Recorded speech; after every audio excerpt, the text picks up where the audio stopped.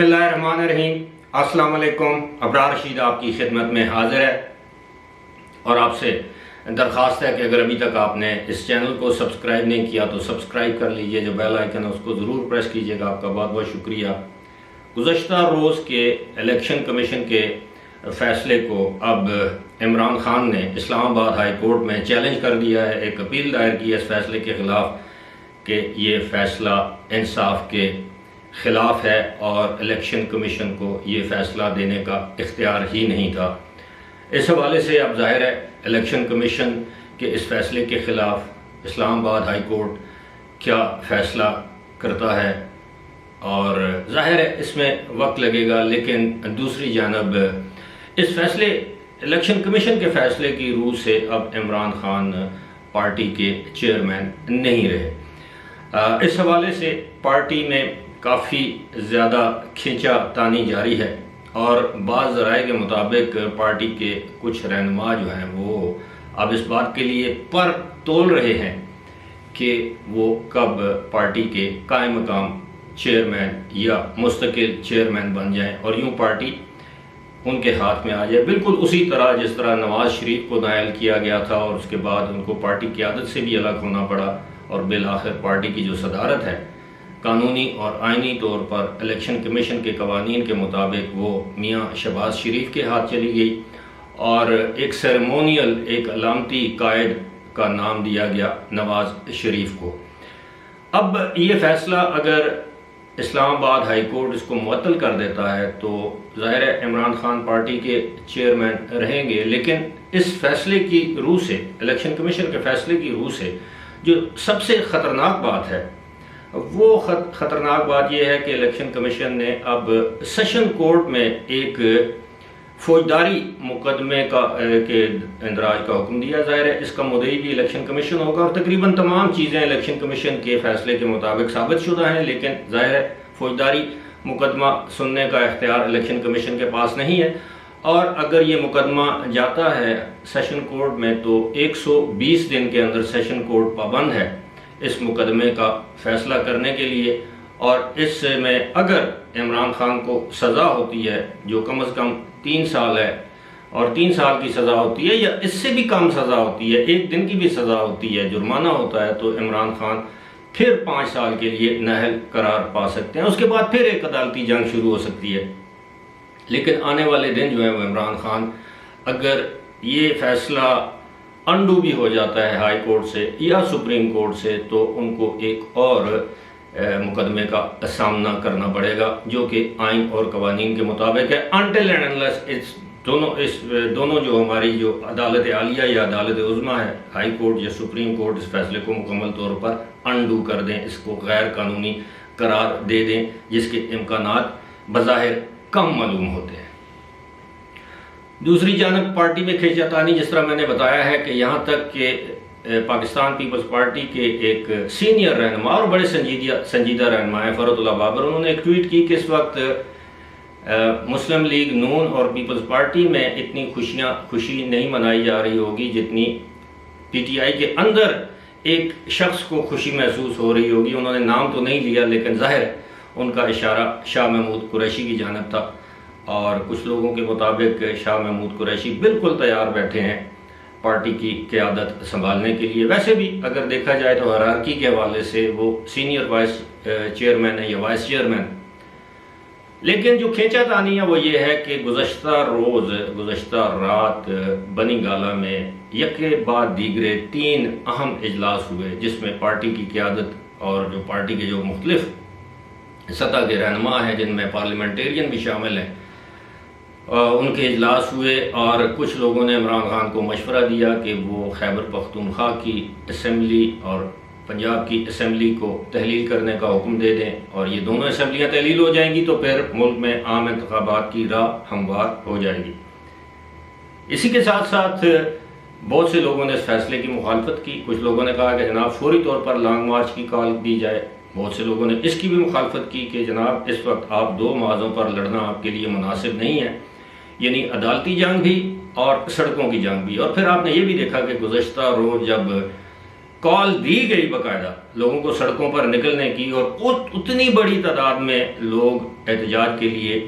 नहीं निकले जिसकी तवक्को की जा रही थी। तो फिर उसके बाद एक मरतबा फिर इमरान खान को दूसरे वीडियो पैगाम में कॉल देना पड़ी कि आप अपना एहतजाज ख़त्म कर दें और मेरी लॉन्ग मार्च की उस कॉल का इंतज़ार करें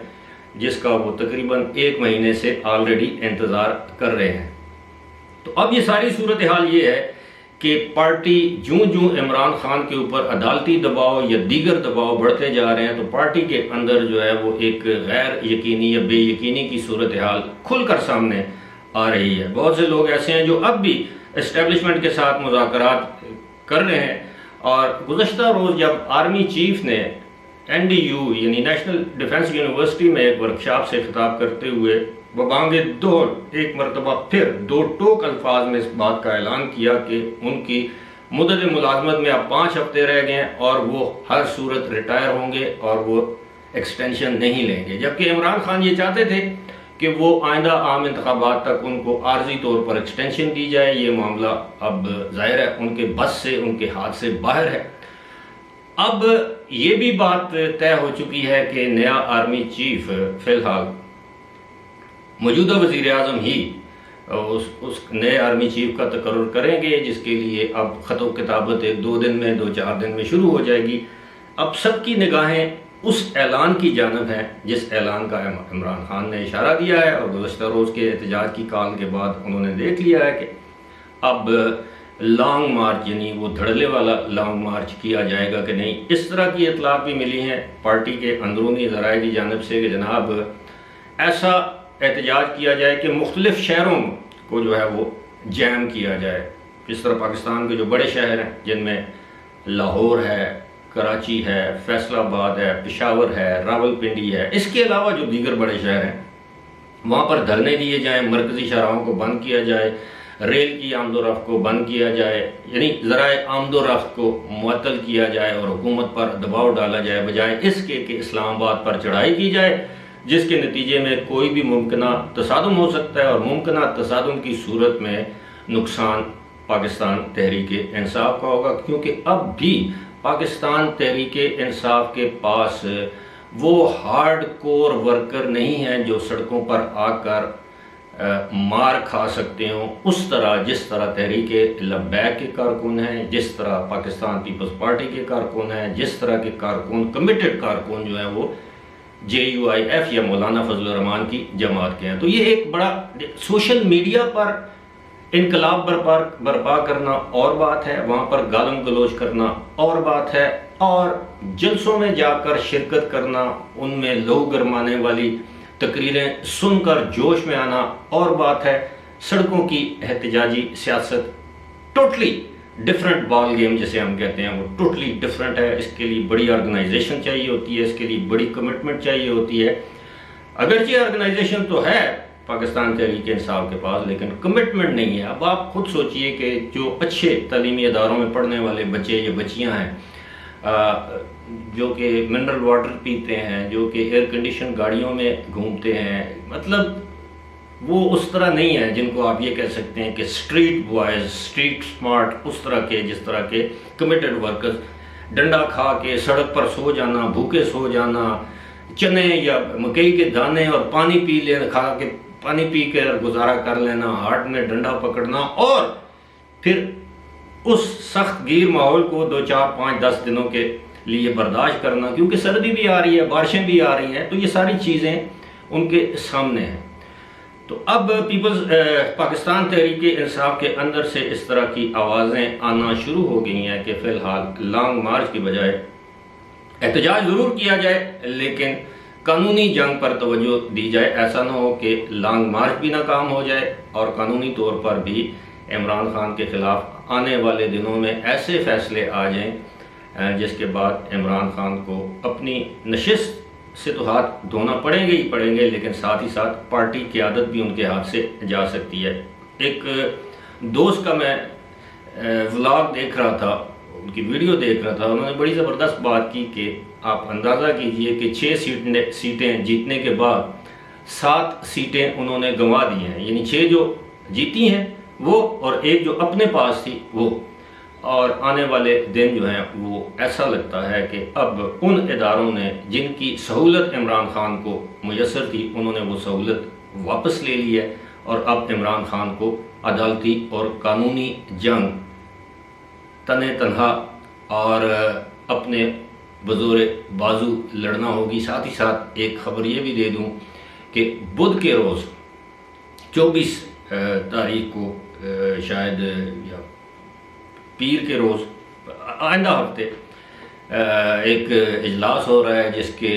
बाद इस्लामाबाद हाई कोर्ट के चीफ जस्टिस जनाब अतर मिनल्ला की एलिवेशन हो जाएगी, वो सुप्रीम कोर्ट के जज बन जाएंगे। और उसके बाद इस्लामाबाद हाई कोर्ट में जो सीनियर तरीन जज हैं, मेरी मालूमात के मुताबिक जस्टिस आमिर फ़ारूक, वो सुप्रीम कोर्ट के हाई कोर्ट के जज तैनात हो जाएंगे। तो फिर उस तरह की जल्दी से जिस तरह की फैसिलिटेशन पहले हाई कोर्ट से इमरान खान को मिलती थी, शायद अब वो सहूलत भी दस्तयाब न रहे। फ़िलहाल मुझे दीजिए इजाज़त। खुदा हाफ़िज़।